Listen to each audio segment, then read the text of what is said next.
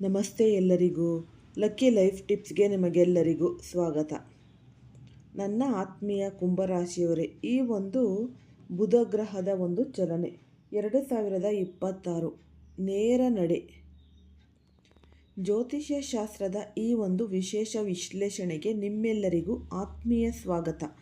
ನವಗ್ರಹಗಳಲ್ಲಿ ಅತ್ಯಂತ ಚತುರ ಮತ್ತು ಬುದ್ಧಿವಂತಿಕೆಯ ಕಾರಕನಾದ ಬುಧ ಗ್ರಹವು ತನ್ನ ಚಲನೆಯಲ್ಲಿ ಮಹತ್ವದ ಬದಲಾವಣೆಯನ್ನು ತರುತ್ತಿದೆ.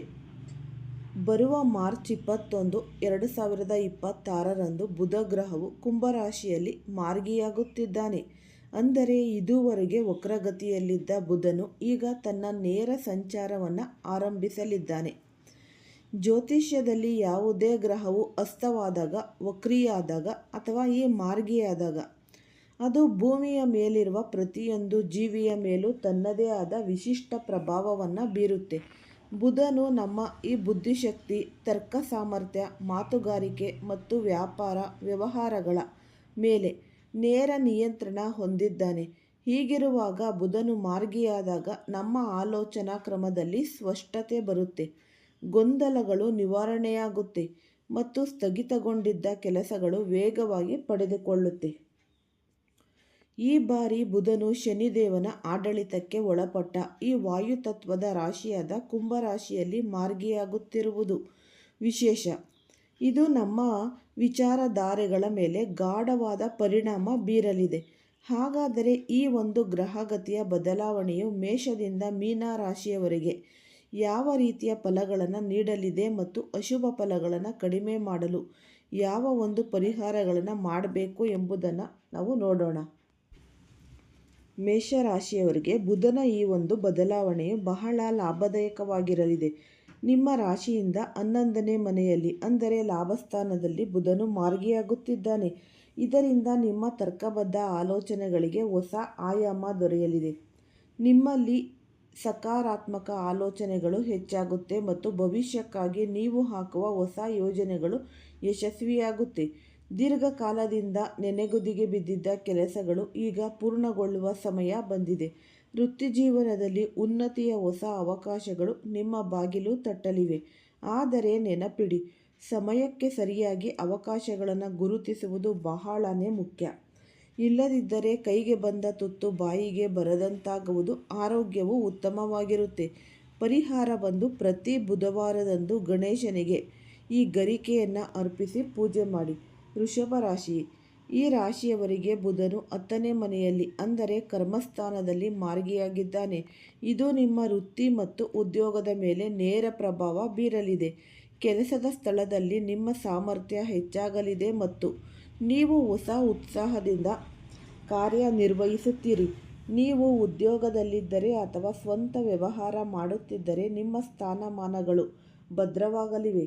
ಆರ್ಥಿಕ ಪರಿಸ್ಥಿತಿಯನ್ನು ಸುಧಾರಿಸಲು ನೀವು ಮಾಡುವ ಪ್ರಯತ್ನಗಳಿಗೆ ತಕ್ಕ ಪ್ರತಿಫಲ ದೊರೆಯಲಿದೆ.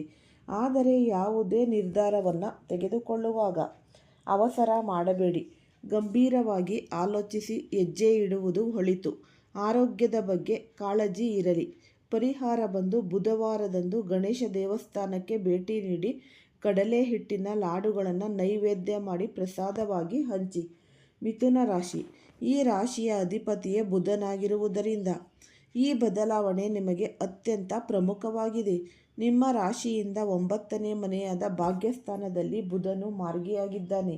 ಇದು ನಿಮ್ಮ ಅದೃಷ್ಟದ ಬಾಗಿಲನ್ನು ತೆರೆಯಲಿದೆ. ಉದ್ಯೋಗ ಅಥವಾ ವ್ಯಾಪಾರದಲ್ಲಿ ನಿಮ್ಮ ಸ್ಥಿತಿ ಈಗಿನದಕ್ಕಿಂತಲೂ ಉತ್ತಮವಾಗಿದೆ. ಧಾರ್ಮಿಕ ಕಾರ್ಯಗಳಲ್ಲಿ ನಿಮ್ಮ ಆಸಕ್ತಿ ಹೆಚ್ಚಾಗುತ್ತೆ ಮತ್ತು ಪುಣ್ಯಕ್ಷೇತ್ರಗಳ ಭೇಟಿಯ ಅವಕಾಶ ಸಿಗಲಿದೆ. ಕೆಲಸದ ಕ್ಷೇತ್ರದಲ್ಲಿ ಹೊಸ ಜವಾಬ್ದಾರಿಗಳು ನಿಮ್ಮನ್ನು ಹುಡುಕಿಕೊಂಡು ಬರಬಹುದು. ಇದನ್ನು ನೀವು ಸಮರ್ಥವಾಗಿ ನಿಭಾಯಿಸಿದರೆ ಭವಿಷ್ಯದಲ್ಲಿ ದೊಡ್ಡ ಲಾಭ ಕಾಯ್ದಿರಿಸಿದೆ. ಪರಿಹಾರ ಬಂದು ಪ್ರತಿದಿನ ತಪ್ಪದೆ ಗಣೇಶನ ಆರತಿಯನ್ನು ಮಾಡಿ. ಕರ್ಕ ರಾಶಿ, ಈ ರಾಶಿಯವರಿಗೆ ಬುಧನು 8ನೇ ಮನೆಯಲ್ಲಿ ಮಾರ್ಗಿಯಾಗಿದ್ದಾನೆ. ಇದು ಸಂಶೋಧನೆ ಮತ್ತು ಶಿಕ್ಷಣ ಕ್ಷೇತ್ರದಲ್ಲಿ ಇರುವವರಿಗೆ ಅತ್ಯುತ್ತಮ ಫಲಗಳನ್ನು ನೀಡಲಿದೆ. ವಿಶೇಷವಾಗಿ ಸಂಶೋಧನಾ ವಿದ್ಯಾರ್ಥಿಗಳು ದೊಡ್ಡ ಯಶಸ್ಸನ್ನು ಕಾಣಬಹುದು. ಆದರೆ ಈ ಸಮಯದಲ್ಲಿ ನೀವು ನಿಮ್ಮ ಸಂಬಂಧಗಳ ಬಗ್ಗೆ ಜಾಗರೂಕರಾಗಿ ಇರಬೇಕು. ಕುಟುಂಬದ ಸದಸ್ಯರೊಂದಿಗೆ ಸಣ್ಣ ಪುಟ್ಟ ವಿಚಾರಗಳಿಗೆ ಮನಸ್ತಾಪವಾಗದಂತೆ ನೋಡಿಕೊಳ್ಳಿ. ಆರೋಗ್ಯದ ವಿಷಯದಲ್ಲಿ ನಿರ್ಲಕ್ಷ್ಯ ಬೇಡ. ಸರಿಯಾದ ಆಹಾರ ಪದ್ಧತಿಯನ್ನು ರೂಢಿಸಿಕೊಳ್ಳಿ. ಉದ್ಯೋಗ ಬದಲಾವಣೆ ಅಥವಾ ವ್ಯಾಪಾರದಲ್ಲಿ ದೊಡ್ಡ ಹೂಡಿಕೆ ಮಾಡುವ ಮುನ್ನ 10 ಬಾರಿ ಯೋಚಿಸಿ. ಸಮತೋಲನ ಕಾಯ್ದುಕೊಳ್ಳುವುದು ಈ ಒಂದು ಸಮಯದ ಅವಶ್ಯಕತೆ. ಪ್ರತಿದಿನ ಶಿವನ ಪರಿವಾರಕ್ಕೆ ಜಲಾಭಿಷೇಕ ಮಾಡಿ ಮತ್ತು ಗಣೇಶನಿಗೆ ಗರಿಕೆಯ ಮಾಲೆಯನ್ನು ಅರ್ಪಿಸಿ. ಸಿಂಹರಾಶಿ. ಈ ರಾಶಿಯವರಿಗೆ ಬುಧನು 7ನೇ ಮನೆಯಲ್ಲಿ ಮಾರ್ಗಿಯಾಗುತ್ತಿದ್ದಾನೆ. ಇದು ನಿಮ್ಮ ಆರ್ಥಿಕ ಪರಿಸ್ಥಿತಿಯನ್ನು ಬಲಪಡಿಸಿದೆ. ನೀವು ಉದ್ಯೋಗದಲ್ಲಿದ್ದರೂ ಅಥವಾ ವ್ಯಾಪಾರಸ್ಥರಾಗಿದ್ದರೂ ನಿಮ್ಮ ಒಂದು ಕಾರ್ಯಕ್ಷಮತೆ ಎಲ್ಲರ ಮೆಚ್ಚುಗೆಗೆ ಪಾತ್ರವಾಗಲಿದೆ. ನಿರುದ್ಯೋಗಿಗಳಿಗೆ ಸೂಕ್ತ ಉದ್ಯೋಗದ ಅವಕಾಶಗಳು ದೊರೆಯುವ ಸಾಧ್ಯತೆ ಕೂಡ ಇದೆ. ಸಮಾಜದ ಪ್ರಮುಖ ವ್ಯಕ್ತಿಗಳೊಂದಿಗೆ ನಿಮ್ಮ ಸಂಪರ್ಕ ಹೆಚ್ಚಾಗಲಿದ್ದು ಇದು ಭವಿಷ್ಯದಲ್ಲಿ ನೆರವಾಗಲಿದೆ. ಪಾಲುದಾರಿಕೆ ವ್ಯವಹಾರದಲ್ಲಿ ಲಾಭವಿರುತ್ತೆ. ಕುಟುಂಬದಲ್ಲಿ ಸುಖ ಶಾಂತಿ ನೆಲೆಸಲಿದೆ. ಆದರೆ ಇನ್ಫೆಕ್ಷನ್ ಸಂಬಂಧಿತ ಆರೋಗ್ಯ ಸಮಸ್ಯೆಗಳ ಬಗ್ಗೆ ಎಚ್ಚರ ಇರಲಿ. ಬುಧವಾರದಂದು ಈ ಗಣೇಶನಿಗೆ ಕಡಲೆ ಹಿಟ್ಟಿನ ಲಾಡು ಅರ್ಪಿಸಿ ಬಡವರಿಗೆ ವಿತರಿಸಿ. ಕನ್ಯಾ ರಾಶಿಯವರಿಗೆ ಬುಧನು 6ನೇ ಮನೆಯಲ್ಲಿ ಮಾರ್ಗಿಯಾಗುತ್ತಿದ್ದಾನೆ. ಸ್ಪರ್ಧಾತ್ಮಕ ಪರೀಕ್ಷೆಗಳಿಗೆ ಸಿದ್ಧತೆ ನಡೆಸುವವರಿಗೆ ಇದು ಒಳ್ಳೆಯ ಸಮಯ. ಯಶಸ್ಸು ಲಭಿಸುವ ಸಾಧ್ಯತೆ ದಟ್ಟವಾಗಿದೆ. ವೃತ್ತಿ ಜೀವನದಲ್ಲಿ ದೊಡ್ಡ ನಿರ್ಧಾರಗಳನ್ನು ತೆಗೆದುಕೊಳ್ಳುವಾಗ ಭಾವನಾತ್ಮಕವಾಗುವ ಬದಲು ಪ್ರಾಯೋಗಿಕವಾಗಿ ಯೋಚಿಸಿ. ಅನಗತ್ಯ ಜಗಳ ಅಥವಾ ವಾದಗಳಿಂದ ದೂರವಿರಿ. ನಿಮ್ಮ ಮಾತುಗಳ ಮೇಲೆ ನಿಯಂತ್ರಣವಿರಲಿ. ವ್ಯಾಪಾರದಲ್ಲಿ ಸಾಲ ನೀಡುವ ಅಥವಾ ತೆಗೆದುಕೊಳ್ಳುವ ಸಾಹಸಕ್ಕೆ ಕೈ ಹಾಕಬೇಡಿ. ಆಹಾರದ ಬಗ್ಗೆ ಕಾಳಜಿ ವಹಿಸಿ ಮತ್ತು ಧೀಮಂತಿಕೆಯಿಂದ ಕೆಲಸ ಮಾಡಿ. ಬುಧವಾರದಂದು ಗಣೇಶನಿಗೆ ಗರಿಕೆಯ ಮಾಲೆ ಹಾಕಿ ಹಸಿರು ಹಣ್ಣುಗಳನ್ನು ನೈವೇದ್ಯ ಮಾಡಿ ಪ್ರಸಾದವನ್ನು ಹಂಚಿ. ತುಲಾ ರಾಶಿಯವರಿಗೆ 5ನೇ ಮನೆಯಲ್ಲಿ ಬುಧ ಮಾರ್ಗಚಲನೆ ಪ್ರಾರಂಭವಾಗುತ್ತಿದೆ. ಇದು ನಿಮ್ಮ ಕಠಿಣ ಪರಿಶ್ರಮಕ್ಕೆ ತಕ್ಕ ಫಲ ನೀಡುವ ಸಮಯ. ವಿಶೇಷವಾಗಿ ಮಕ್ಕಳಿಂದ ನಿಮಗೆ ಸುಖ ದೊರೆಯಲಿದೆ. ನಿಮ್ಮ ಮಕ್ಕಳು ಶಿಕ್ಷಣ ಅಥವಾ ಉದ್ಯೋಗದಲ್ಲಿದ್ದರೆ ಅವರು ದೊಡ್ಡ ಪ್ರಗತಿಯನ್ನು ಕಾಣಲಿದ್ದಾರೆ. ಕೆಲಸದ ಸ್ಥಳದಲ್ಲಿ ನಿಮ್ಮ ಕ್ರಿಯಾಶೀಲತೆ ಮತ್ತು ಸಕಾರಾತ್ಮಕ ಆಲೋಚನೆಗಳು ನಿಮ್ಮನ್ನು ಉತ್ತುಂಗಕ್ಕೆ ಕೊಂಡೊಯ್ಯಲಿವೆ. ಶ್ರದ್ಧೆಯಿಂದ ಕೆಲಸ ಮಾಡಿ. ಯಶಸ್ಸು ಖಂಡಿತ ನಿಮ್ಮದಾಗಲಿದೆ. ಆರೋಗ್ಯವು ಉತ್ತಮವಾಗಿದ್ದು ಮಾನಸಿಕ ನೆಮ್ಮದಿ ಇರಲಿದೆ. ಪರಿಹಾರ ನಿತ್ಯವೂ ಶ್ರದ್ಧಾ ಭಕ್ತಿಯಿಂದ ಗಣೇಶನ ಆರತಿಯನ್ನು ಮಾಡಿ. ವೃಶ್ಚಿಕ ರಾಶಿ. ಈ ರಾಶಿಯವರಿಗೆ ಬುಧನು 4ನೇ ಮನೆಯಲ್ಲಿ ಮಾರ್ಗಿಯಾಗಿದ್ದಾನೆ. ಈ ಸಮಯದಲ್ಲಿ ನೀವು ನಿಮ್ಮ ಕುಟುಂಬಕ್ಕೆ ಹೆಚ್ಚಿನ ಸಮಯ ನೀಡಬೇಕಾಗುತ್ತೆ. ಮನೆಯವರ ಭಾವನೆಗಳನ್ನು ಅರ್ಥ ಮಾಡಿಕೊಳ್ಳಲು ಪ್ರಯತ್ನಿಸಿ. ಆಸ್ತಿ ಅಥವಾ ಮನೆಗೆ ಸಂಬಂಧಿಸಿದ ವಿಷಯಗಳಲ್ಲಿ ತರಾತುರಿಯಲ್ಲಿ ಯಾವುದೇ ನಿರ್ಧಾರ ತೆಗೆದುಕೊಳ್ಳಬೇಡಿ. ಉದ್ಯೋಗ ಮತ್ತು ವ್ಯವಹಾರದಲ್ಲಿ ಸದ್ಯಕ್ಕೆ ಪರಿಸ್ಥಿತಿ ಸ್ಥಿರವಾಗಿದ್ದು ಯಾವುದೇ ದೊಡ್ಡ ರಿಸ್ಕ್ ತೆಗೆದುಕೊಳ್ಳುವುದು ಬೇಡ. ಆರೋಗ್ಯದ ಬಗ್ಗೆ ಕಾಳಜಿ ಇರಲಿ ಮತ್ತು ಸಾಧ್ಯವಾದಷ್ಟು ದೂರದ ಪ್ರಯಾಣಗಳನ್ನು ಈಗಲೇ ಮಾಡಬೇಡಿ. ಪ್ರತಿದಿನ ಶಿವನ ಪರಿವಾರಕ್ಕೆ ಅಭಿಷೇಕ ಮಾಡಿ ಶಿವನ ಆರತಿ ಮಾಡಿ. ಧನುರಾಶಿ. ಈ ರಾಶಿಯವರಿಗೆ 3ನೇ ಮನೆಯಲ್ಲಿ ಬುಧನು ಮಾರ್ಗಿಯಾಗುತ್ತಿದ್ದಾನೆ. ಇದು ನಿಮ್ಮ ಸ್ಥಗಿತಗೊಂಡಿದ್ದ ಕಾರ್ಯಗಳನ್ನು ಮತ್ತೆ ಆರಂಭಿಸಲು ಸಕಾಲ. ಪ್ರಭಾವಿ ವ್ಯಕ್ತಿಗಳ ಭೇಟಿಯಿಂದ ನಿಮ್ಮ ಕೆಲಸಗಳು ಸುಲಭವಾಗಲಿವೆ. ವೃತ್ತಿಪರ ಮತ್ತು ವೈಯಕ್ತಿಕ ಸಂಬಂಧಗಳು ಸುಧಾರಿಸುತ್ತವೆ. ನಿಮ್ಮ ಕಾರ್ಯಕ್ಷೇತ್ರದಲ್ಲಿ ಹೆಚ್ಚಿನ ಪರಿಶ್ರಮ ಹಾಕಿದರೆ ನಿರೀಕ್ಷೆಗೂ ಮೀರಿದ ಯಶಸ್ಸು ಕಾಣಬಹುದು. ಆರೋಗ್ಯವು ಸ್ಥಿರವಾಗಿರುತ್ತದೆ. ಆದರೆ ಸಂವಹನದ ಸಮಯದಲ್ಲಿ ನಿಮ್ಮ ಮಾತುಗಳು ಕಟುವಾಗಿಲ್ಲವಂತೆ ಎಚ್ಚರಿಕೆಯನ್ನು ವಹಿಸಿ. ಪರಿಹಾರ ಬುಧವಾರದಂದು ಗಣೇಶನ ದೇವಸ್ಥಾನದಲ್ಲಿ ಗರಿಕೆಯ ಮಾಲೆಯನ್ನು ಅರ್ಪಿಸಿ. ಮಕರ ರಾಶಿ. ಈ ರಾಶಿಯವರಿಗೆ ಬುಧನು 2ನೇ ಮನೆಯಾದ ಧನಸ್ಥಾನದಲ್ಲಿ ಮಾರ್ಗಿಯಾಗುತ್ತಿದ್ದಾನೆ. ಇದರಿಂದ ನಿಮ್ಮ ಆರ್ಥಿಕ ಪರಿಸ್ಥಿತಿ ಗಣನೀಯವಾಗಿ ಸುಧಾರಿಸಲಿದೆ. ಉದ್ಯೋಗದಲ್ಲಿ ಬಡ್ತಿ ಅಥವಾ ವ್ಯಾಪಾರದಲ್ಲಿ ಹೆಚ್ಚಿನ ಲಾಭದ ಸಾಧ್ಯತೆ ಕೂಡ ಇದೆ. ನೀವು ಕೆಲಸವಿಲ್ಲದೆ ಪರದಾಡುತ್ತಿದ್ದರೆ ಹೊಸ ಉದ್ಯೋಗದ ಸಮಾಚಾರ ಕೇಳಿ ಬರಲಿದೆ. ನಿಮ್ಮ ಭವಿಷ್ಯವನ್ನು ರೂಪಿಸಿಕೊಳ್ಳಲು ಇದು ಅತ್ಯಂತ ಪ್ರಶಸ್ತವಾದ ಸಮಯ. ಆರೋಗ್ಯದ ಸಮಸ್ಯೆಗಳಿದ್ದಲ್ಲಿ ಅವು ಈಗ ನಿಧಾನವಾಗಿ ಗುಣಮುಖವಾಗುತ್ತೆ ಮತ್ತು ಮಾತು ಮಧುರವಾಗಿರಲಿ. ಪರಿಹಾರ ಬುಧವಾರದಂದು ಗಣೇಶನಿಗೆ ಈ ಲಾಡು ಸಮರ್ಪಿಸಿ ಜನರಿಗೆ ಹಂಚಿ. ಕುಂಭರಾಶಿ.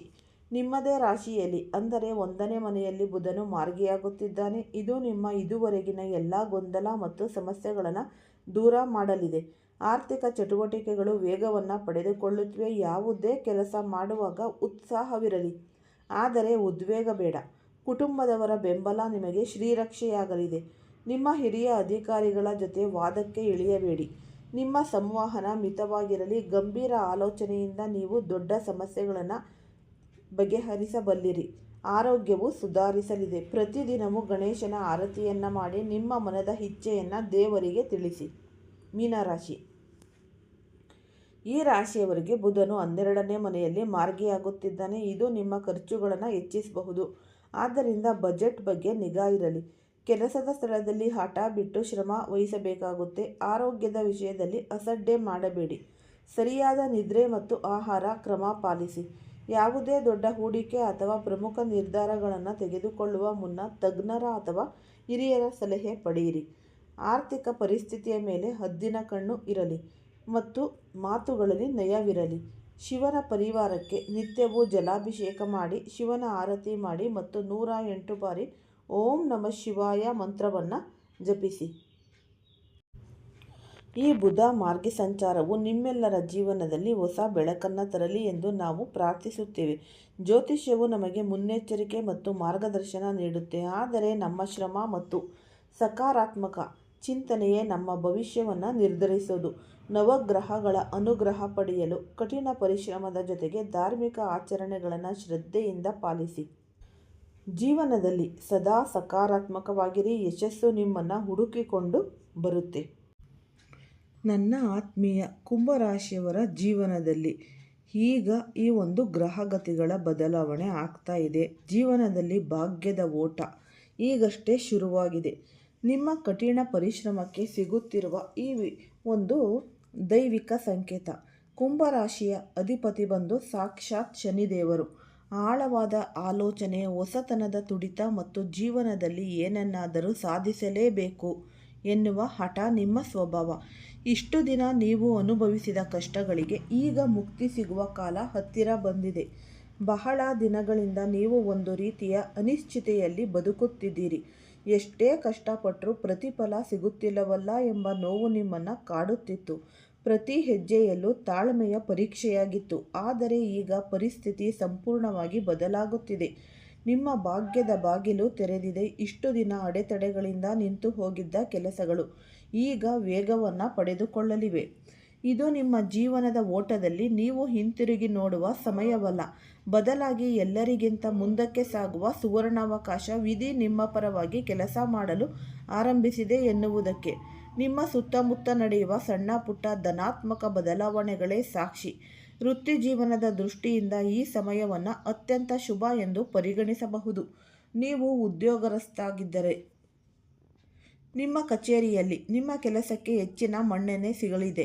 ಬಹುದಿನಗಳಿಂದ ಕಾಯುತ್ತಿದ್ದ ಪ್ರಮೋಷನ್ ಅಥವಾ ಸಂಬಳ ಹೆಚ್ಚಳದ ಸುದ್ದಿ. ಈ ಭಾಗ್ಯದ ಓಟದಲ್ಲಿ ನೀವು ವಿಜಯಶಾಲಿಯಾಗಲು 3 ಪ್ರಮುಖ ಸ್ತೋತ್ರಗಳನ್ನು ಪಾಲಿಸಲೇಬೇಕು. ಮೊದಲನೆಯದು ಆತ್ಮವಿಶ್ವಾಸ. ನಿಮ್ಮ ಮೇಲೆ ನಿಮಗೆ ನಂಬಿಕೆ ಇರಲಿ. ಎರಡನೆಯದು ತಾಳ್ಮೆ. ಎಲ್ಲವೂ ಒಂದೇ ದಿನದಲ್ಲಿ ಬದಲಾಗುವುದಿಲ್ಲ, ಹಂತ ಹಂತವಾಗಿ ಪ್ರಗತಿ ಸಾಧಿಸುತ್ತೀರಿ. ಮೂರನೆಯದು ಜಾಗರೂಕತೆ. ಉತ್ಸಾಹದಲ್ಲಿ ತಪ್ಪು ನಿರ್ಧಾರಗಳನ್ನು ತೆಗೆದುಕೊಳ್ಳಬೇಡಿ. ನಿಮ್ಮ ಸುತ್ತಮುತ್ತಲಿರುವ ಅವಕಾಶಗಳನ್ನು ಸೂಕ್ಷ್ಮವಾಗಿ ಗಮನಿಸಿ. ಹೊಸ ಜನರ ಪರಿಚಯ ಮಾಡಿಕೊಳ್ಳಿ. ನಿಮ್ಮ ಜಾಲವನ್ನು ವಿಸ್ತರಿಸಿ. ಜಗತ್ತು ವೇಗವಾಗಿ ಬದಲಾಗುತ್ತಿದೆ.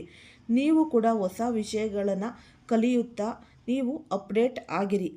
ಅಂದರೆ ಕುಂಭರಾಶಿಯವರೇ, ಇದು ನಿಮ್ಮ ಈ ಒಂದು ಸಮಯ. ದೈವಬಲ ನಿಮ್ಮ ಬೆನ್ನಿಗಿದೆ. ಇಷ್ಟು ದಿನ ಪಟ್ಟ ಶ್ರಮಕ್ಕೆ ಪ್ರತಿಫಲ ನೀಡಲು ಪ್ರಕೃತಿ ಸಜ್ಜಾಗಿದೆ. ಭಾಗ್ಯವು ಕೇವಲ ಬಾಗಿಲನ್ನು ತೆರೆಯುತ್ತೆ, ಆದರೆ ಆ ಬಾಗಿಲಿನ ಮೂಲಕ ಒಳಗೆ ಹೋಗಿ ಸಾಧನೆ ಮಾಡುವುದು ನಿಮ್ಮ ಕೈಯಲ್ಲಿದೆ. ಆದ್ದರಿಂದ ಮಡಿವಂತಿಕೆ ಬಿಟ್ಟು ಧೈರ್ಯವಾಗಿ ಮುನ್ನುಗ್ಗಿ. ನಿಮ್ಮ ಕನಸುಗಳನ್ನು ನನಸು ಮಾಡಿಕೊಳ್ಳುವ ಈ ಒಂದು ಸಂದರ್ಭವನ್ನು ಸರಿಯಾಗಿ ಬಳಸಿಕೊಳ್ಳಿ. ಜೀವನದಲ್ಲಿ ಸಕಾರಾತ್ಮಕತೆಯನ್ನು ಅಳವಡಿಸಿಕೊಳ್ಳಿ. ನಿಮ್ಮ ಯಶಸ್ಸು ಕೇವಲ ನಿಮಗಷ್ಟೇ ಅಲ್ಲ, ನಿಮ್ಮನ್ನು ನಂಬಿದವರಿಗೂ ಸುಖ ತರಲಿ. ಈ ಮಾಹಿತಿ ನಿಮಗೆ ಇಷ್ಟವಾಗಿದ್ದರೆ ಫಸ್ಟಿಂದ ಹಿಡಿದು ಕೊನೆ ತನಕ ಸ್ಕಿಪ್ ಮಾಡ್ದಲೇ ನೋಡ್ತೀರಾ. ಮತ್ತು ಉಪಯುಕ್ತವಾದ ಮಾಹಿತಿ ನಿಮಗೂ ಕೂಡ ಲಭಿಸುತ್ತೆ. ಈ ವಿಡಿಯೋ ಇಷ್ಟ ಆಗಿದ್ದಲ್ಲಿ ಪುಟ್ಟದೊಂದು ಲೈಕ್ ಕೊಡೋದನ್ನು ಮರಿಬೇಡಿ. ಈ ರಾಶಿಯವರು ಯಾರೆಲ್ಲ ಇದ್ದೀರಾ ಅವರು ಹೆಚ್ಚಾಗಿ ಎಲ್ಲರಿಗೂ ಈ ವಿಡಿಯೋವನ್ನು ಶೇರ್ ಮಾಡಿ. ಓಂ ಶ್ರೀ ಶನೇಶ್ವರಾಯ ನಮಃ ಅಂತ ಕಮೆಂಟ್ ಬಾಕ್ಸ್ನಲ್ಲಿ ಕಮೆಂಟನ್ನು ಹಾಕಿ. ಇಲ್ಲಾಂದರೆ ನಿಮ್ಮ ಮನೆ ದೇವರು, ನಿಮ್ಮ ಕುಲದೇವರ ಹೆಸರನ್ನು ಈ ಕಮೆಂಟ್ ಬಾಕ್ಸ್ನಲ್ಲಿ ಹಾಕಿ. ಎಲ್ಲರಿಗೂ ಸಹ ಧನ್ಯವಾದಗಳು.